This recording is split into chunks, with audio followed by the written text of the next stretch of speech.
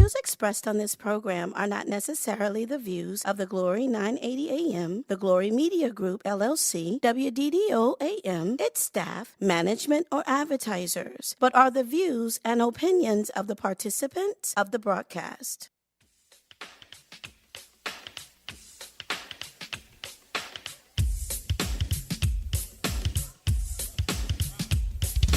It is now time for the New Life Show featuring Dr. Sheryl Armstrong every Thursday. Now let's go live into the studio.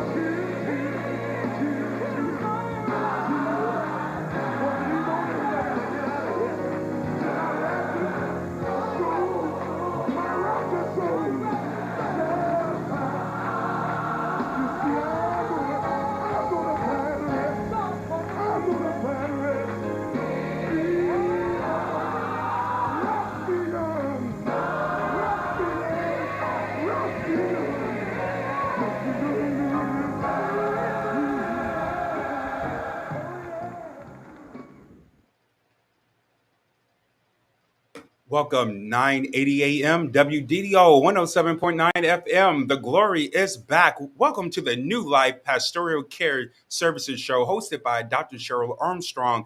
If you need counseling services, please connect with the counselor, Dr. Sheryl Armstrong, 478-449-0167, Facebook, Instagram, YouTube, Twitter. To the audio listeners driving in the car, we want to say thank you so much for tuning in and supporting this broadcast. Once again, 980 AM, 107.9 FM. The glory is back. WDDO, New Life Pastoral Care Services, 589 Carl Vincent Parkway, Warner Robins, Georgia. Dr. Sheryl Armstrong. That number is 478-449-0167. I am standing in for Dr. Sheryl Armstrong. She is celebrating her wedding anniversary in Savannah, Georgia. And I would like to give a shout out to Reverend Eddie Lee Armstrong for his 40-year retirement. I am so excited to have in the studio live in Macon, Georgia, Tiffany Madison, author, writer, book author, writer. I don't know what else to say. Mother. She is a part of a ministry that she have created, and I would like to celebrate and introduce to all Tiffany Madison. She have written a book titled From Grief to Joy. It is a motivational guide for mothers who have experienced pregnancy and infant loss. Also, I would like to give a shout out to her hard work and process.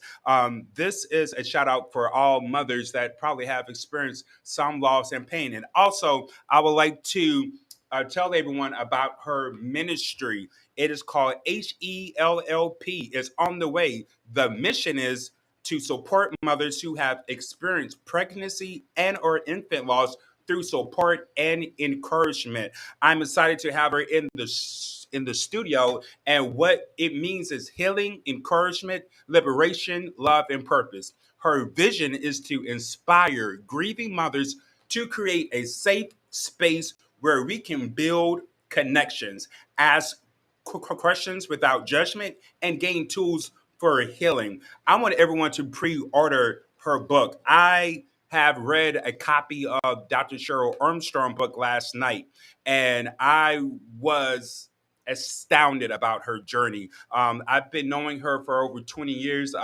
My family have been around her family, my brother, my sister. We looked up to her as a big sister. And through the ministry of Warner Robins CME, we have the experience to see her work within the youth, even at a young age.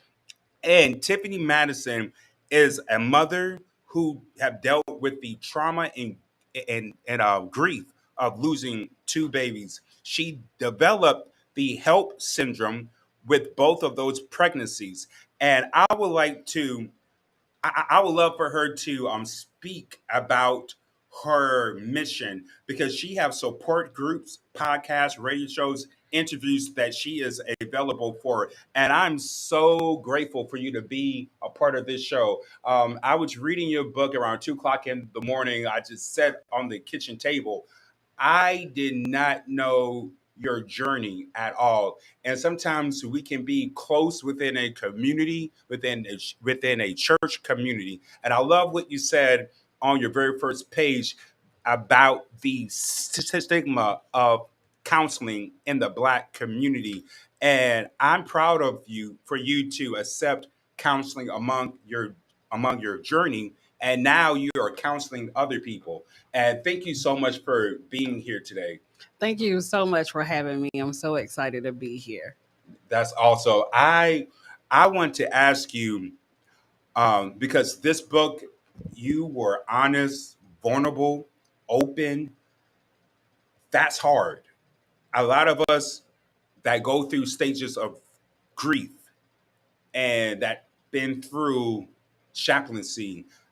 I asked my mother. I said, "What made you buy this book?" And because you never experienced, for what I know, you never experienced loss. But she said your sister could have died at 2, and the chaplain said she was. And this book is a must, even for people who have not experienced infant loss. You probably had the what if, or the could, or the 80% chance, or the 20% chance of a miracle. And to see you now on how you went from grief to joy and going from sadness to happiness, what made you just spill it all? Just to say, I'm going to write this book, a motivational guide for mothers who have experienced pregnancy loss. then to include the spiritual factor. I love the Bible verse that you put in this book about God knows the plans that He have for you, and about being angry with God. That's a hard one. And many people that have been through bereavement and grief and loss, they can become angry at God. And you said you didn't want to be like those people. If anyone need counseling or have a question about this book, you can call in at 478-250-1444. But Tiffany, I would love to ask you, what was the wake up call for you to say, I'm going to get a writing coach, I'm going to write, and I'm going to expose my inner secrets of my pain? Because many of us were taught to go to church and mask it.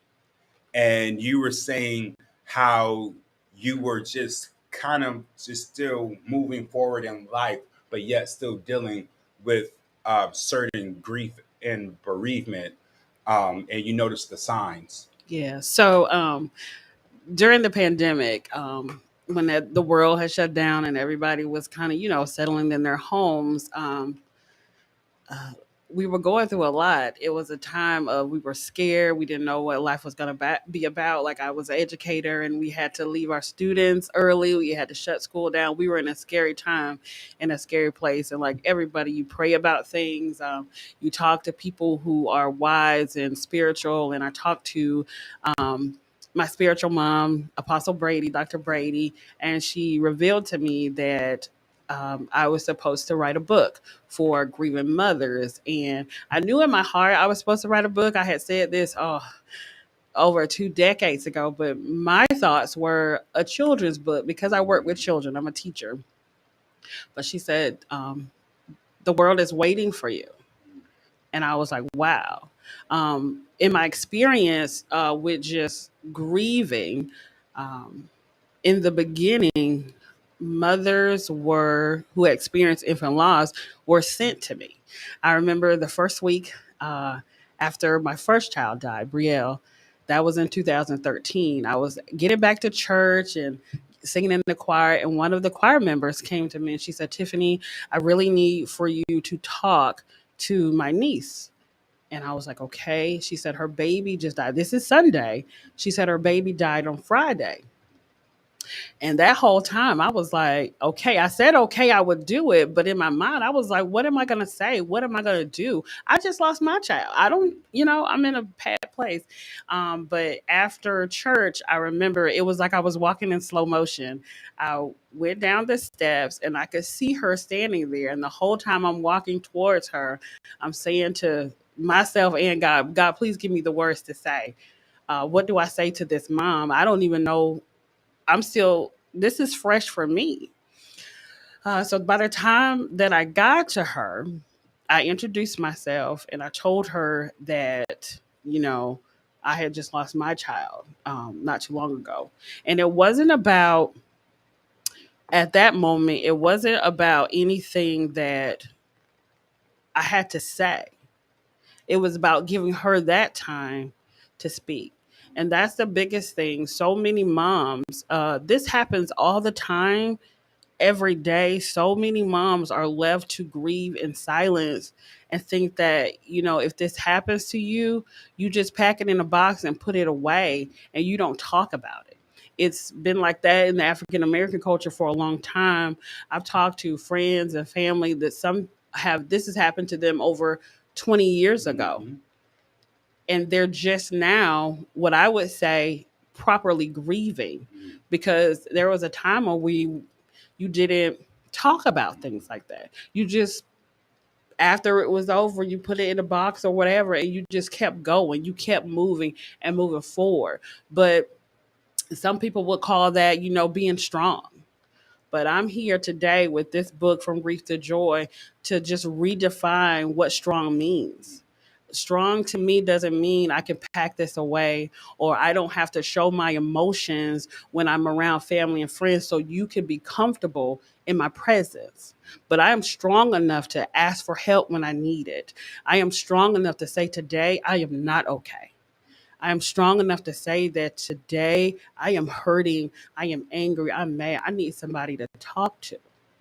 And so that was the reason. Of course, this is the first book that I wrote because I had a coach, a business coach, say that you need to establish yourself as an expert on your grief. So basically, if you are in the education world, we teach our children how to write how-to books, informational books. And this book is From Grief to Joy. It's a motivational guide for mothers who experience pregnancy and infant loss. It's just like 12 things I had to go back in my mind and figure out how did I get from that point of devastation and grief and trauma to where I am now. I do have joy in my life. I'm so happy. Like, and I want people to understand that. Am I still grieving? Yes. I didn't only have one baby to die, I had two. In 2013, it was Brielle. I developed something called HELP syndrome. HELP syndrome stands for hemolysis, elevated liver enzymes, and low blood platelets. And basically, what is happening is your blood platelets are attacking themselves, they're bursting in. The crazy thing about it is they don't have a cure. So in my situation, I was 27 weeks with Brielle, and uh, they have a procedure that they do. They put the mother on magnesium sulfate. If you ever heard of preeclampsia, that's where your blood pressure is high and all these things. But mine developed into a more fatal uh, to the HELP syndrome. It's not only just the high blood pressure, it's the blood and the protein in your urine, all these things. To God be the glory. My doctors were very quick about what I needed. So, yeah, in 2013, um, developing HELP syndrome, doctors don't know why it happens. They don't know if it'll happen again. But they know the procedures I had to do was I had to get on magnesium sulfate. I could not walk. I had to do um, steroid shots for the baby's lungs to develop. I was 27 weeks, but it was getting worse. So they had to transport me from Houston County to Macon. At the time, it was Navicent. Now it's Atrium Health. In order for a chance to save the baby, they have an amazing NICU there. They have an amazing staff. Brielle lived for 20 days. She ended up passing because of sepsis, a blood infection. 2017, to God be the glory, I do have my wonderful, amazing 4-year-old son, Brian Madison Jr., and I'm thinking maybe that's okay. Everything's okay. Everything's fine. Not 9 months later, I'm pregnant with my third child, my son, Braylon. He was born 2013. They was crazy. I developed help again with him. Remember, we don't know if it's going to happen. Bryant Jr., I was a perfect pregnancy. Wow. I worked up until the day I had him. What? 9 months later, Braylon's on the way. It's real tricky because Braylon actually was also developing with a heart condition. The right side of his heart was not developing properly.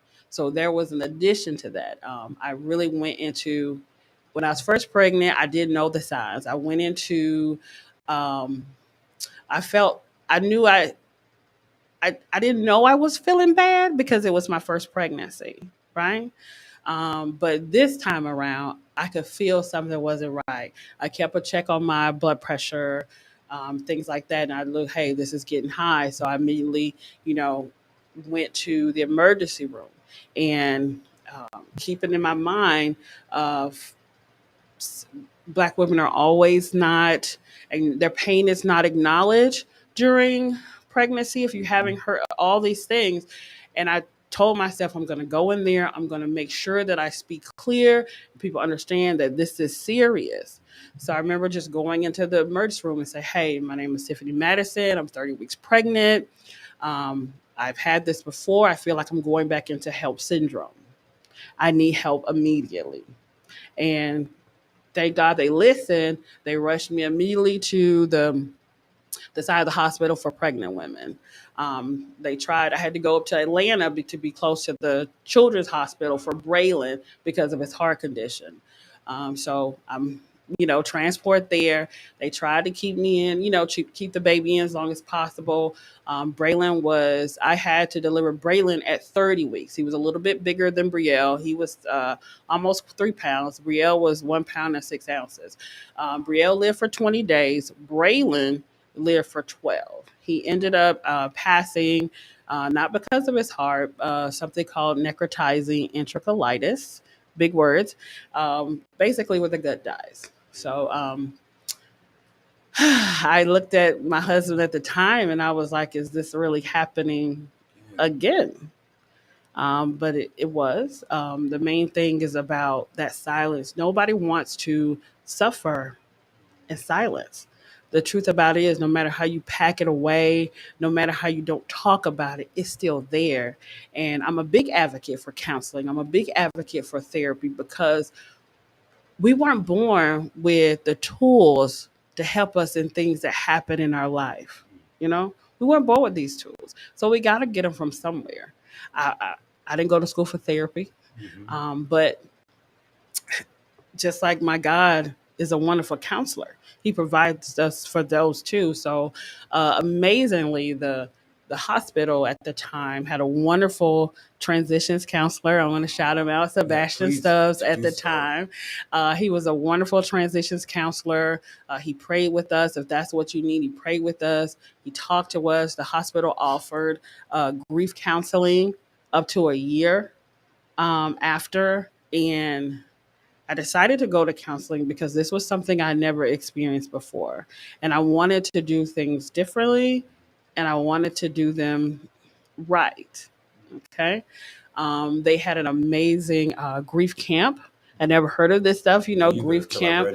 That was that was amazing. So we went for grief counseling for Brielle and grief camp, and also when Braylon passed, we went for grief counseling as well and grief camp. And I know that's unbelievable. Just talking to a lot of moms, like I said, some moms were sent to me for a long time, and then I began to step out on faith and start, um, I guess, approaching them, reaching out to them instead of staying in my little shell and not talking. Because there was a time that my first experience of a baby dying in our family was my cousin. And I remember being at that graveside and thinking there was nothing I could say and there was nothing I could do to make them feel better about their situation. So I avoided them. I couldn't say anything. I avoided them. I remember the devastation, the trauma, watching those parents cry. It was the saddest thing we had ever seen. Little did I know, years later, this would happen to me. And just remembering how I felt towards them, I know other people felt that way. To me, they didn't know what to say, what to do. In grief counseling, it gave me a lot of tools that I needed. It gave me vocabulary. I didn't know I was supposed to feel these things. I didn't know these things was it okay. The anger that I felt, I didn't want to be angry at God because just like my children's lives were in danger, mine was too. I didn't know how close I was to death until I started researching what HELP syndrome means for a mom, you know? So I wanted to be grateful because I was still here and my life was, I still had my life, right? But I was angry. I was angry about a lot of things. I was angry because my babies were not here. I was angry because my body was changing, my hormones. Milk was still coming. You mentioned that in the book. Yes, C-section scars were hurting. I could deal with all those things if my baby was here. So how do I do that without them? And so I knew people were feeling some kind of way. I knew people didn't know what to say to me. And in counseling, I learned that as a person in grief, no matter what the grief is, you have rights. Yeah. You have rights to tell people what it is you need from them. Yeah.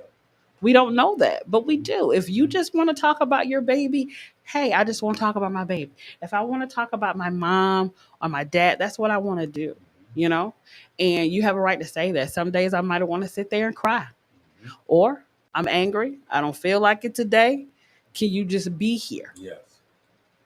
You have that right. We say to people all the time, right?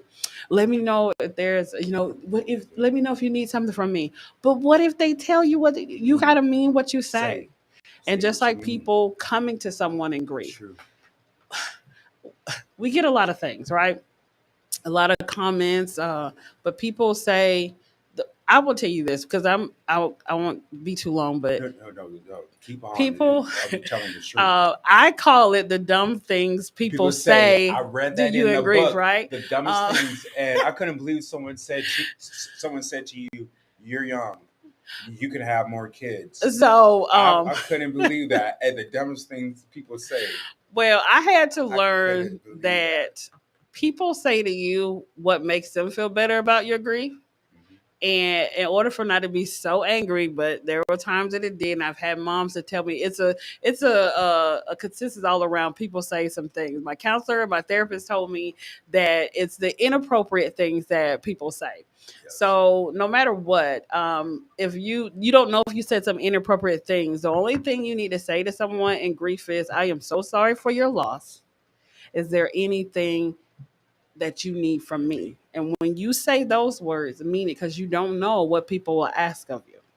Okay. Mhm. So if I don't teach anybody anything, if you are in grief, you have rights to tell people what it is you need from them. And if you're coming to someone in grief to support them, whatever that looks like, don't go off on what your own mind thinks. Ask them, let them know that you are so sorry, and just let me know what it is you need from me. And if they don't know, you keep asking if they, until they tell you something. Mhm. But don't just go off and say some stuff, because people People say the people dumbest. say some stuff. And when I read that about people who say the dumbest things, I was like, that's another book title. Or the people say the dumbest things. And what shocked me was how it can come off like when you say you just had to walk away. Yeah, And I was yeah, like, you really get to see people differently when you go through those emotions. you And, do, yeah, and and you with have the to empathy. kind of get control of your own. And that was one thing I had to do. It wasn't wrong to feel my emotions. All my emotions were valid, right? Wow. But it's the difference in operating out of those emotions, especially anger and guilt. I would have to, so we have 3 minutes left. Yeah. I would like for everyone to buy this book. I'm actually buying 2 copies today, From Grief to Joy, a motivational guide for mothers who have experienced pregnancy and infant loss. Please contact Tiffany Madison You can on also Facebook. purchase it on Amazon. Oh, It's on Amazon. I'm sorry, and it's on Amazon as well. Going from grief to joy. I would like to thank Tiffany Madison for coming in the studio. If you have experienced loss, you can go from grief to joy. You can live again. You can become motivated. Tiffany Madison is a living, walking testimony that God will keep you, that God will elevate you, that God will use your path in order to build your ministry. The ministry shows you. It is you, the ministry. It really shows you. And I'm proud of you saying, my soul is still anchored in the Lord. Once again, WGO 980 AM, 107.9 FM. I'm happy to have you. I am so happy.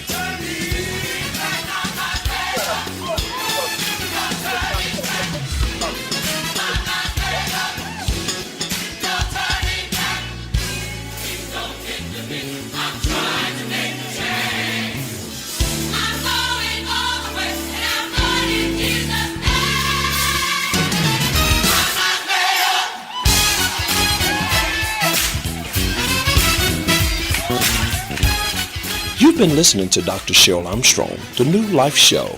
That's here every Thursday, same time, same place. WDDO 980, 107.9 FM. That's the